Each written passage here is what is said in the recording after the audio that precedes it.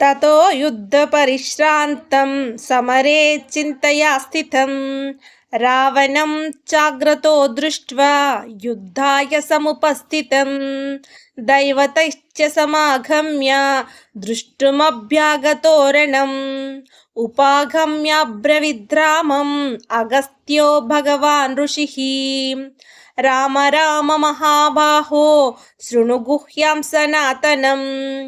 येन सर्वान्नरीन् वत्स समरे विजयष्यसि आदित्यहृदयं पुण्यं सर्वशत्रुविनाशनं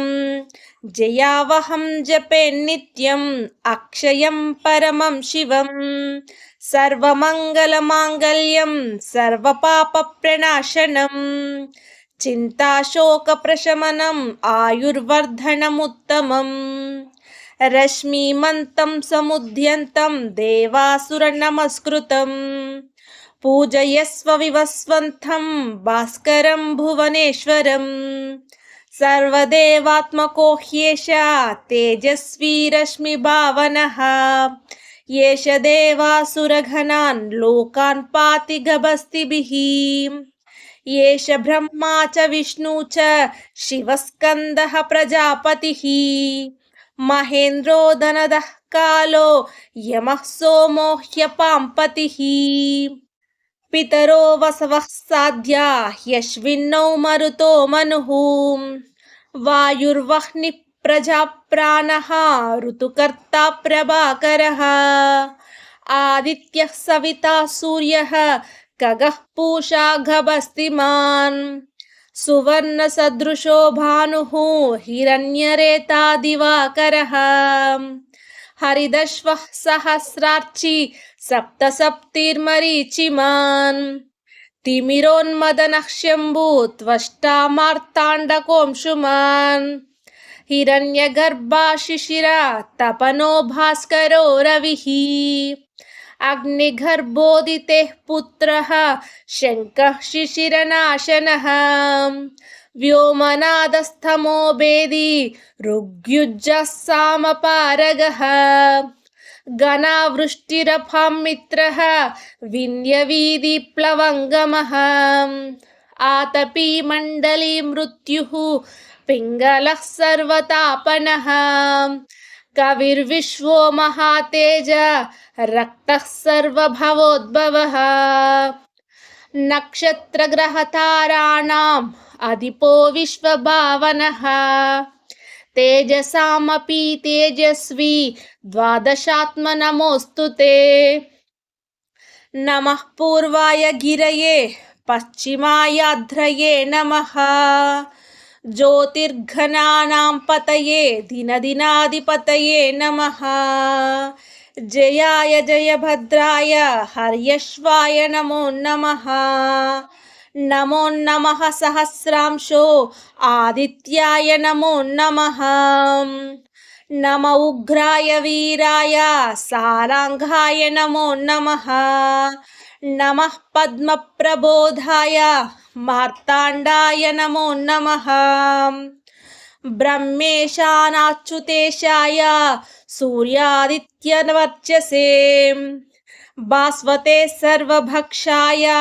रौद्राय वपुषे नमः तमोज्ञाय हिमज्ञाय शत्रुघ्नाय मितात्मने कृताग्नज्ञाय देवाय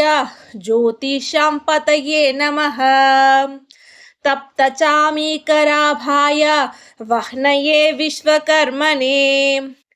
नमस्तमोभिज्ञाय रवये लोकसाक्षिणे नाशतेश वैभूतं तदेव सृजति प्रभुः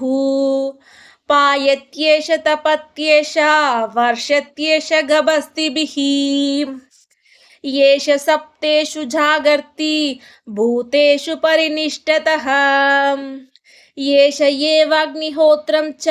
फलं चैवाग्निहोत्रिणां वेदाश्च क्रतवैश्च वा क्रतूनां फलमेव च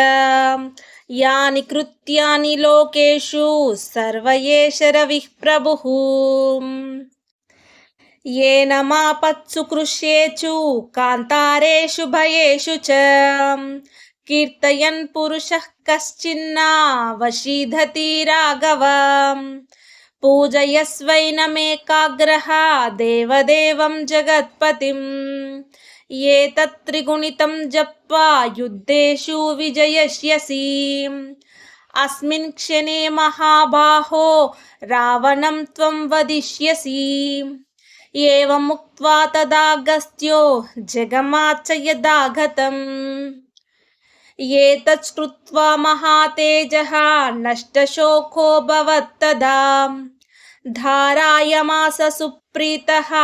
राघवः प्रयतात्मवान्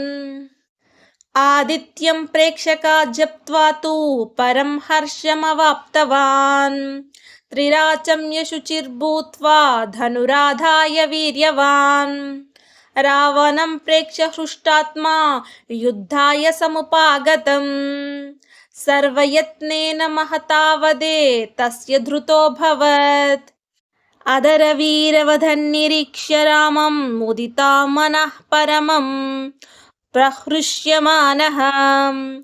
निशिचरपतिसंशयं विदित्वा सुरघनमध्य गतो वचस्तर्वेतिः